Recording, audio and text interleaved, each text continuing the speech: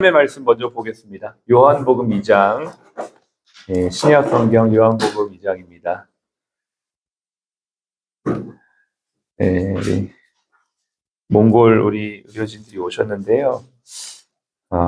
나중에 내용을 좀 잘 정리해서 좀 설명해 주시면 좋을 것 같아요. 요한복음 2장 13절부터 17절 말씀입니다. 요한복음 2장 13절부터 17절 말씀 우리 같이 함께 읽겠습니다.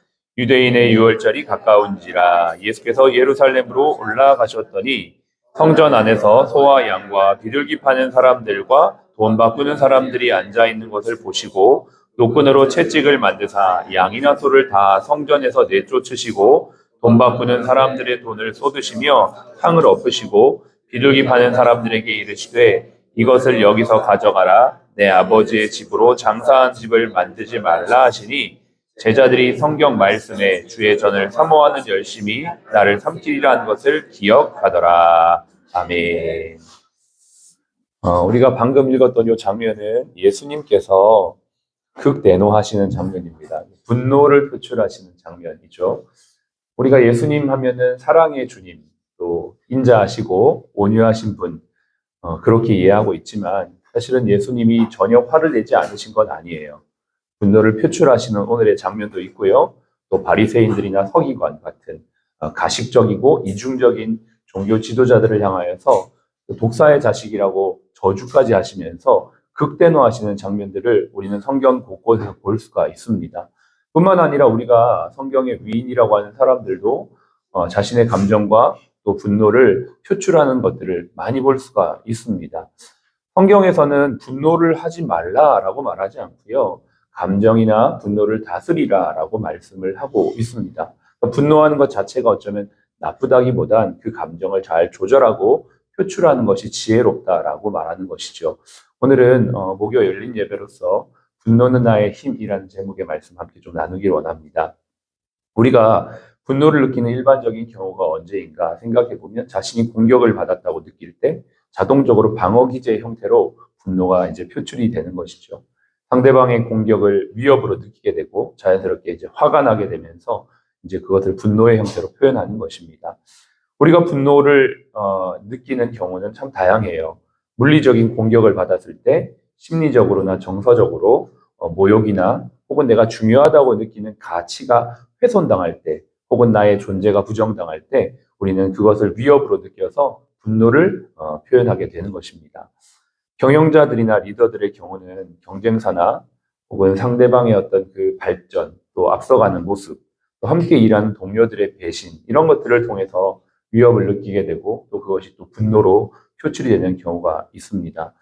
특별히 우리 크리스천 리더들은 이러한 분노가 생길 때 이 분노를 잘 표현하고 잘 조절하는 것들이 너무나 중요합니다. 이게 이제 지혜라고 말하는데 잠언 16장 32절은 노하기를 더디하는 자는 성을 빼앗는 자보다 낫다. 이렇게 표현해요. 그러니까 노하지 않는 사람이 아니고 노하기를 더디하는 사람. 이 말은 분노를 잘 표현하는 것이죠.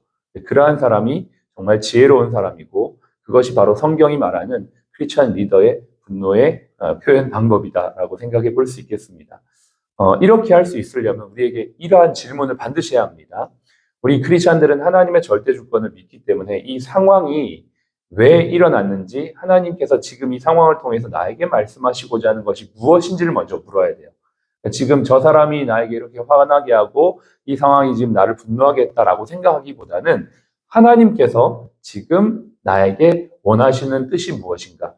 이 상황을 통해 하나님이 나에게 주시는 메시지가 무엇인가에 집중해야만 합니다. 그렇게 집중하려면 우리가 어떻게 해야 됩니까? 기도의 자리에 나가야 되는 것이죠. 사실 너무나 기본적인 건데요.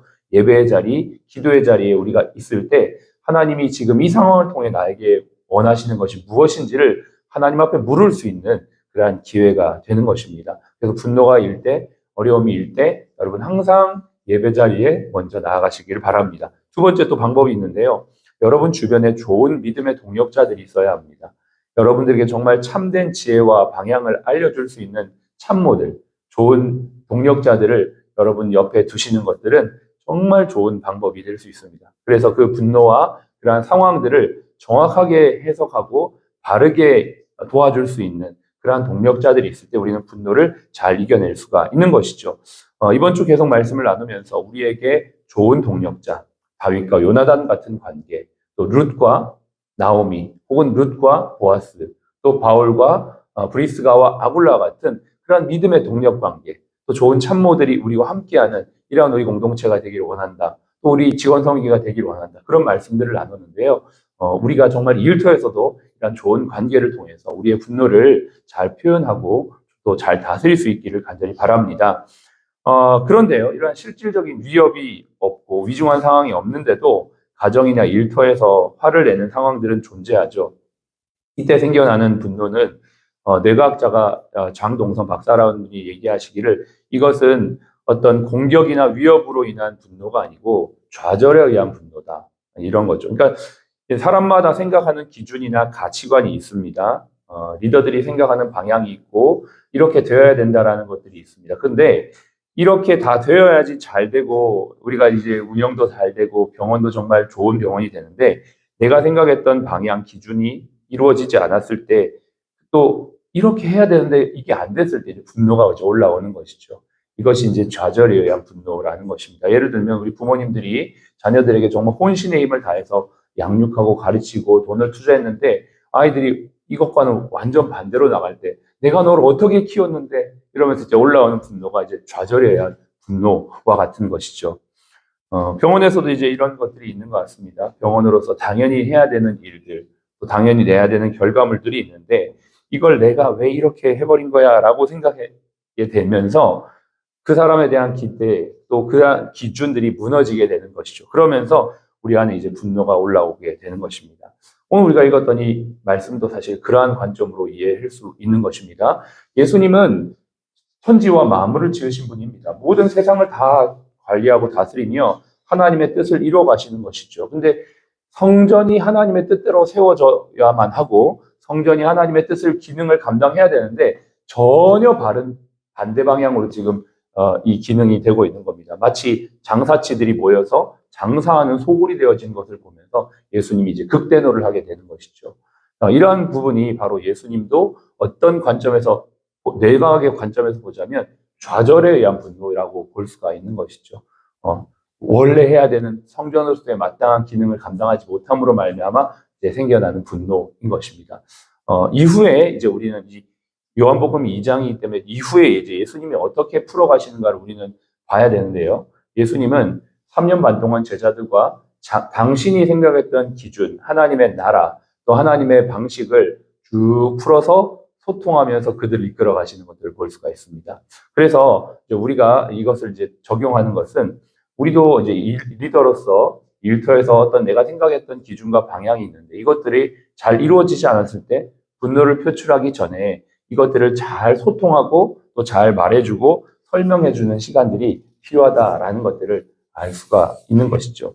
우리는 이러한 부분들을 보면서 주의가 필요합니다. 내 생각대로, 내 뜻대로, 내 계획대로 되지 않았을 때 분노를 표출하기보다는 내가 생각하는 부분들을 자주 소통하고 대화하면서 이 일들을 함께 이루어갈 때 그러한 분노들이 이제는 공감이 되어지고 리더가 왜 저거 때문에 화가 났는지가 이해가 되어지면서 팀원들은 그 분노를 오히려 함께 이루어갈 수 있는 시너지의 힘으로 전화위복으로 만들어갈 수가 있는 것입니다. 그래서 예수님이 역시나 우리의 모델이에요. 예수님도 분노하셨죠. 그러나 그 분노를 어떻게 푸셨냐면 계속 소통하고 훈련하고 3년 반 동안 인내하면서 심지어 예수님 부활하고 승천하기 전에 40일 동안 예수님이 하나님 나라 일에 대해서 쫙 설명하십니다.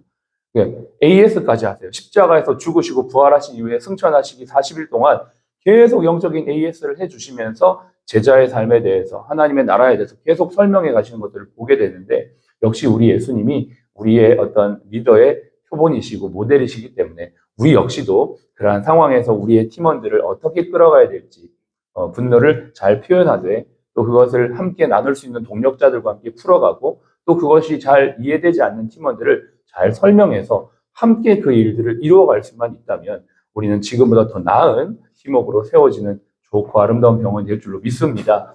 이 일을 위해서 앞에 있는 우리 병원장이며 모든 리더십들이 사실은 여러 가지 힘든 상황들을 겪고 있는 거 알고 있습니다. 그러나 여러분들 정말 축복하는 마음으로 저는 이 말씀을 나누고요. 또 여러분들이 힘든 상황에 있더라도 주님 앞에 기도하시고 또 좋은 동력자들, 좋은 동료들과 함께 이 일들을 이루어 나가시고 또 주님께서 원하시는 방법대로 설명하고 소통하면서 아름답게 이 분노의 상황들을 잘 극복해 나아간다면 우리 공동체는 지금보다 훨씬 더 좋은 공동체가 될 줄로 믿습니다.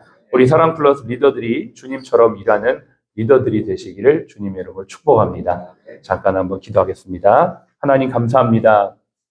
때로는 우리의 상황 속에서 우리가 분노할 수 있는 일들이 생깁니다. 그러나 주님은 분노하지 않는 것이 아니라 분노를 잘 조절하라고 말씀하십니다. 예배가 그러한 시간이 될 수 있도록 기도가 우리의 마음을 다스리는 시간이 되도록 인도하여 주시옵소서. 하나님 우리 주변에 좋은 동력자들이 있습니다. 나를 위해 기도해주고 또 나를 위해 좋은 조언을 해줄 수 있는 좋은 동력자들의 관계가 우리 직원 선교회 안에서 우리 병원 안에서 이루어질 수 있도록 도와주시옵소서. 우리 리더들이 앞에서 부서장들이 앞에서 누구보다도 헌신하고 있습니다. 그러나 하나님 때로는 우리 팀원들이 내가 왜 이 방향을 생각하고 내가 어떻게 이 길을 가야 될지에 대해서 모르고 또 공감하지 못하는 부분들도 있는 줄로 압니다. 그러한 팀원들에게 좀 더 잘 설명하고 함께 마음을 나누어서 우리 리더가 이런 것 때문에 힘들어하고 분노하는구나라는 것들을 공감하며 함께 이루어지고 세워져가는 우리 사랑 플러스 병원 될 수 있도록 축복하여 주옵소서. 그래서 주님이 원하시는 모습, 주님이 보여주셨던 리더십을 따라 세워져가는 복된 사랑 플러스 병원 되기를 예수님의 이름으로 기도합니다. 아멘.